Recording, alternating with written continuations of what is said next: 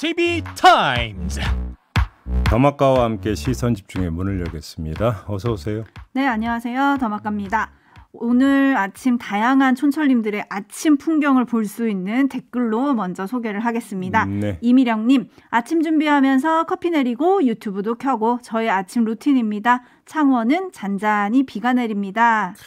커피 향이 온 집안을 휘감고 있겠군요. 아, 네. 커피 마시고 싶네요. 그러니까 모닝커피 좋죠. 네. 김영희님은 안녕하세요. 오늘도 산에 올라가면서 김종배님 목소리 들으면서 올라갑니다. 파이팅. 비 오는데 지금 산에 오르고 계시다고요? 그러게요. 조심하시기 바랍니다. 네. 네, 근데 산에 올라가면서 제이비의 목소리를 들으면 힘이 들까요? 더 들까요? 등산 안 해봤죠. 더마카는. 네, 안 좋아해요. 산에 오르다 보면 아예 트랜지스터 라디오를 들고 다니시는 분들도 계세요. 아예 그러니까 이렇게 뭐 이어폰으로 듣는 게 아니라 네. 매달고 다니시는 분들도 계시고 들고 다니는 분들도 계시고. 주로 음악을 듣지 않으십니까? 아니요. 아, 꼭 그렇지도 않아요. 네. 그럼 제이비의 목소리가 어느 산에선가 좀 더 볼륨을 키우셔도 되겠습니다. 네, 울려 퍼지길 바라면서 시작을 해볼 텐데 에라이님이 축구를 져서 그런가 제이비 목소리 힘이 없네요. 아직도 끝난 거 아닌데 뭔 소리 하시는 거예요? 네. 오프닝 할 때 유난히 힘이 없었나 봅니다. 약간 피곤하긴 하네. 에이스타인 가시죠. 그러니까요.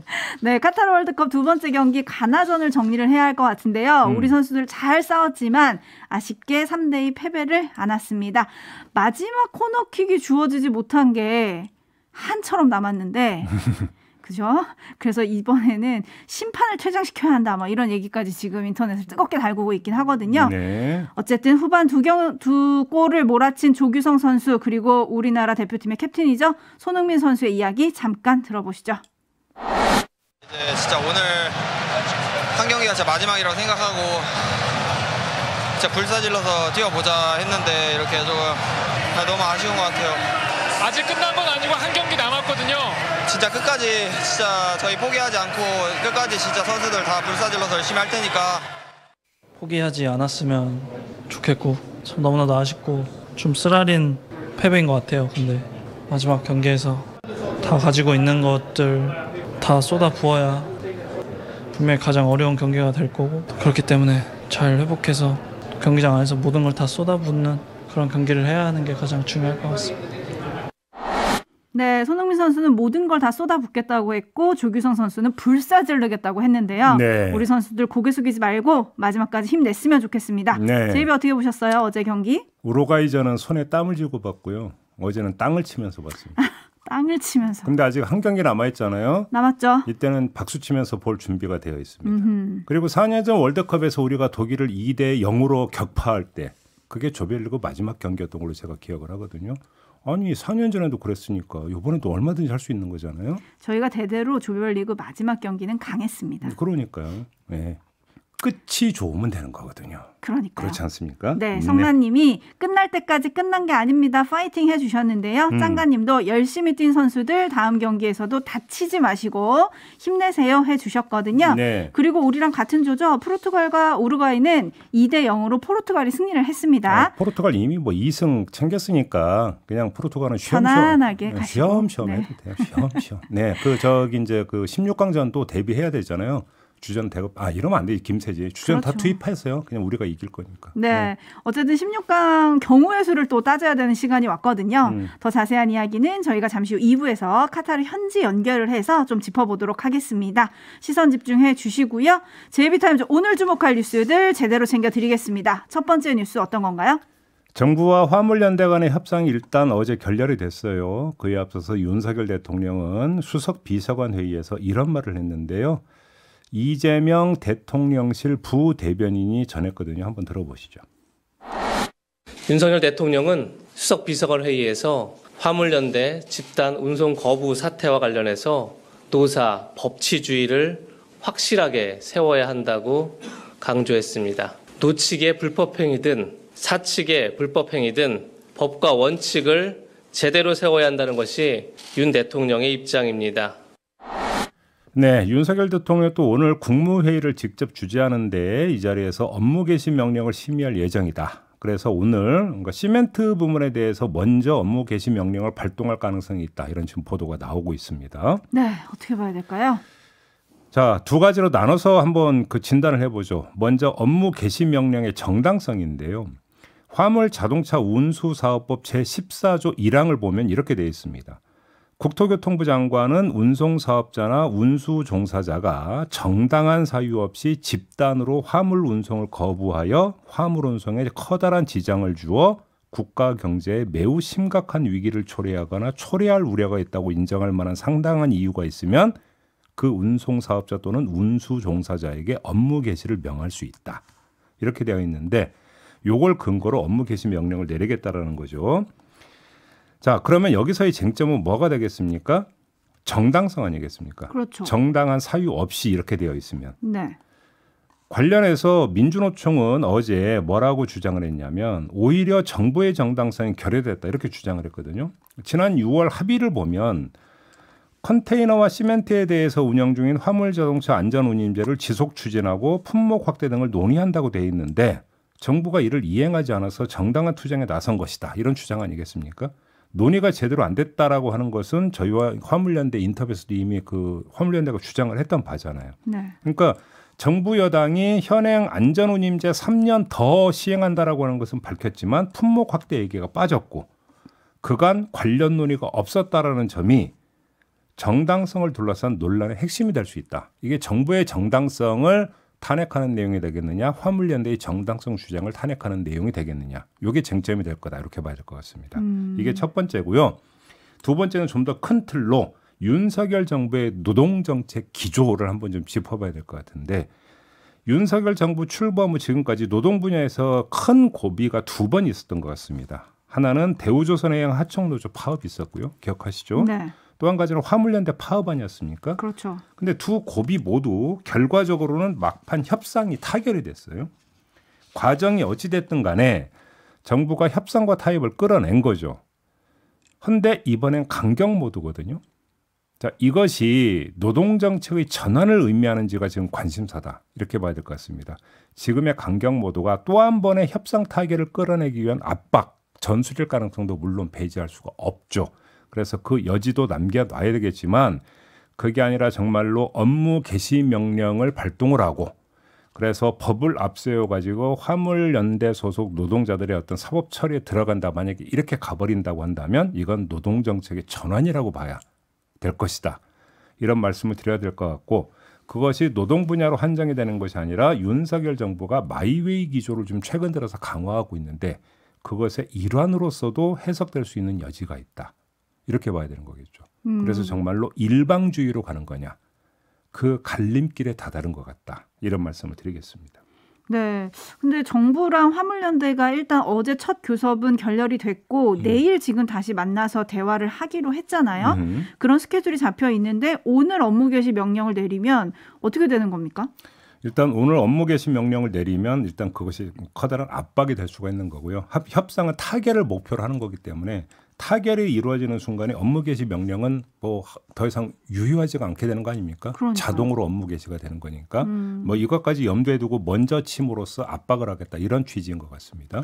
네, 지금 정부가 법과 원칙을 얘기를 하고 있는데 촌철님들은 이런 평을 좀 보내주고 계시네요. 김성환님, 노와 사측 중 어디에 더 엄격한 법의 잣대를 들이댈까요? 과연 공정하고 공평할 거냐? 이걸 묻는 의견이시고요. 바른말 고운말님, 노사 법치주의, 노동자의 불법은 감옥이지만 사용자의 불법은 벌금으로 퉁친다. 이러면 안 되겠죠? 라는 의견 보내주셨고요. 베들레헴님은 법을 바꾸자고 정부랑 협의를 했는데 협의는 제대로 했습니까? 라는 물음 보내주셨습니다. 협의가 제대로 그러니까 테이블 자체가 거의 없었다라는 거죠. 그러니까요. 예.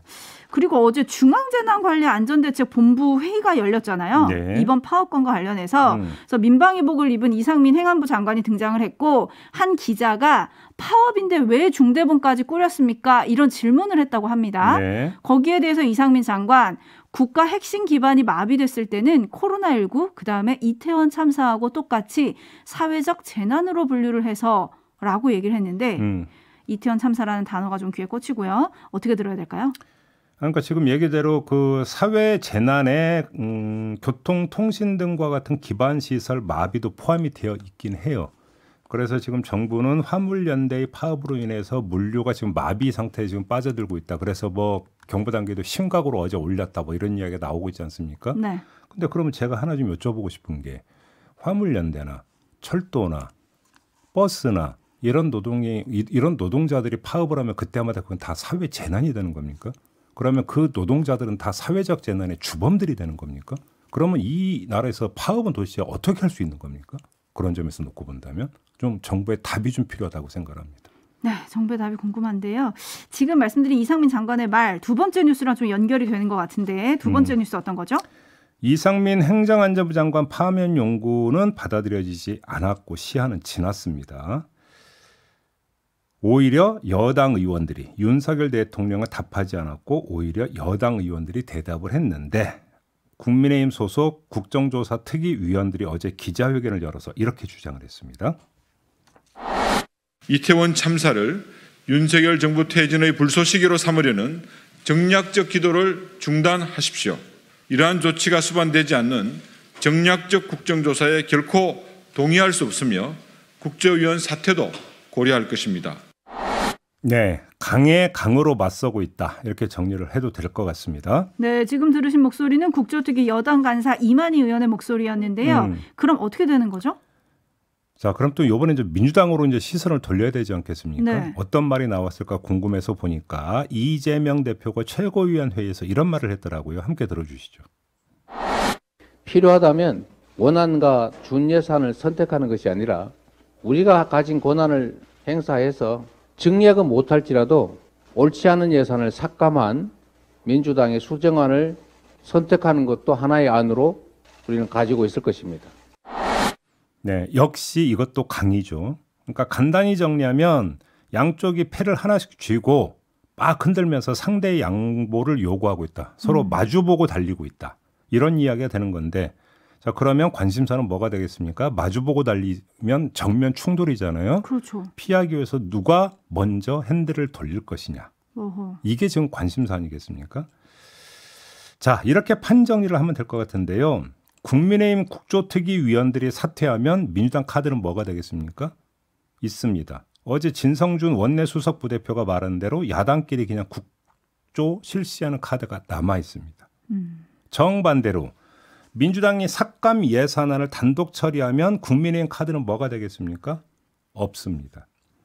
그걸로 끝입니다. 삭감 예산안을 감수하거나 그걸 막기 위해서 민주당의 고개 숙이거나 선택지는 이거밖에 없다. 이런 이야기가 되는 겁니다. 이렇게 보면 민주당의 패가 더 세 보이는데 문제가 하나 있습니다. 그게 뭐냐? 바로 시점입니다. 시점? 자, 처리 시점을 보면 예산안 처리가 먼저고 국정조사 특위의 본조사 개시가 그 다음은입니까? 합의한 내용에 따르면 그 전에. 그렇죠? 따라서 국민의힘 입장에선 민주당이 예산안 처리하는 걸 보고 국정조사에 임해도 된다. 이런 그러니까 그 일정표를 짤 수 있는 거 아니겠습니까? 네. 게다가 민주당이 이상민 장관 해임 건의안을 12월 2일 처리할 공산이 큰데 이러면 예산안과 같이 처리하게 되거든요.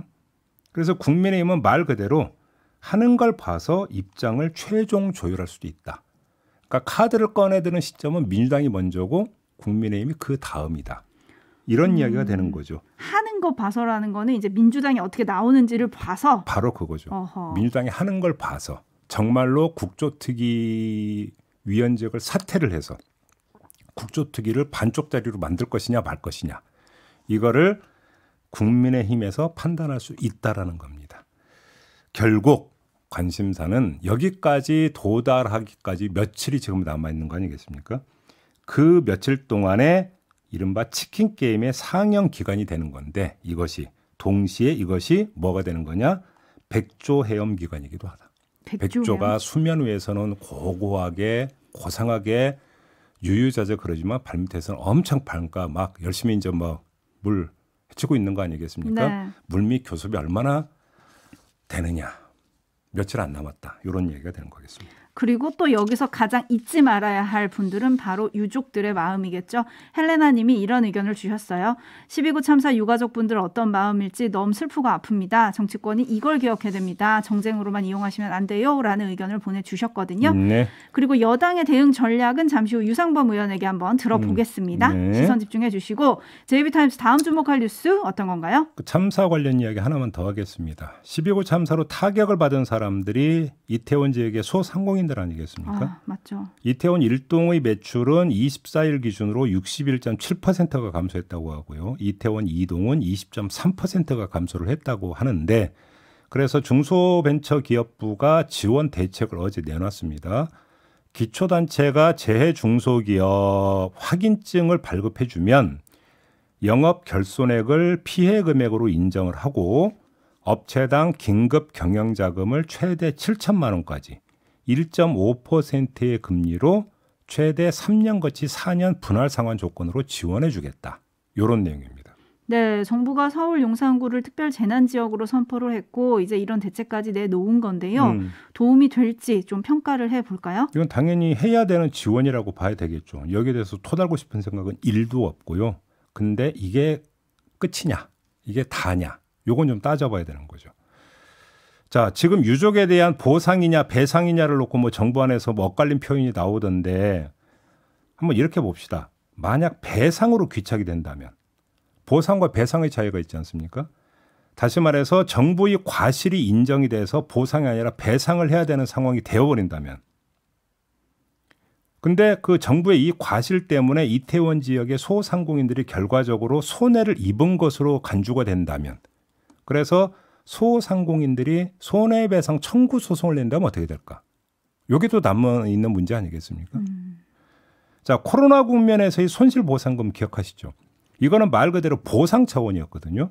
그러니까 방역이라고 하는 공익을 위해서 영업 제한이라는 불가피한 조치를 취한 것이기 때문에 국가의 과실이 없었고 따라서 소송진이 벌어질 수 없었지만 12구 참사는 그것과는 성격이 다르다라는 겁니다.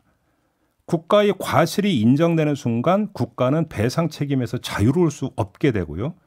국가의 배상을 요구할 권리를 갖는 주체는 유족과 생존 피해자뿐만 아니라 이태원 소상공인으로 확대될 수도 있다라고 하는 점. 이게 앞으로 어떻게 전개가 될 것인지 이걸 좀 봐야 되는 부분이겠죠. 물론 소상공인 같은 경우는 간접 피해다 이렇게 뭐 주장할 수도 있겠습니다만 이것도 법리적으로 충분히 검토를 해야 되는 그런 사안이다.